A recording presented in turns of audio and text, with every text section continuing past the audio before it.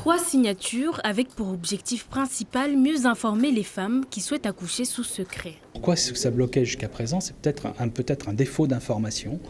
Le fait qu'il n'y avait pas de protocole clairement établi qui permettait à la maman de connaître ses droits. Et donc ce protocole va lui permettre et va permettre surtout au monde médical d'expliquer à mamans qui sont dans des situations parfois difficiles, trop jeunes, des situations financières compliquées, enfants issus d'un viol ou d'un inceste ou ainsi de suite, de pouvoir faire la démarche d'accoucher sous X.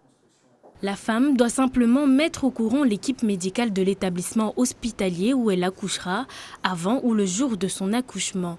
Mais ces accouchements sous secret sont rares, même dans la plus grande maternité de France. On a près de 10 000 accouchements par an et pour vous donner un ordre de grandeur, l'année dernière, en 2018, on a eu 2 accouchements sous X.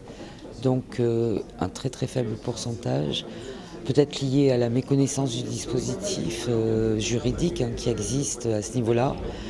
Ou peut-être aussi à des aspects un peu culturels à Mayotte, en sachant qu'en métropole, je crois qu'on est aux alentours de 300 à peu près, ce qui est peu aussi quand on regarde le nombre d'accouchements annuels au niveau métropolitain. Pour la protection de l'enfance, cette signature officielle du protocole est une nécessité, mais ce dispositif ne doit pas être un appel d'air à ceux qui souhaitent que leur enfant ait la nationalité française, d'où la prudence de l'aide sociale à l'enfance. Confier son enfant à un tiers ou bien à une structure, ce n'est pas évident. Donc tout dépend justement de la capacité de la mère d'accepter cette séparation-là. Donc moi je ne pense pas que c'est un appel d'air. C'est quelque chose, en tout cas, que nous, on doit rester vigilants. Après sa naissance, l'enfant est confié aux services départementaux de l'aide sociale à l'enfance. Pendant 2 mois, il est placé dans une famille d'accueil, le temps légal pour les parents de se manifester.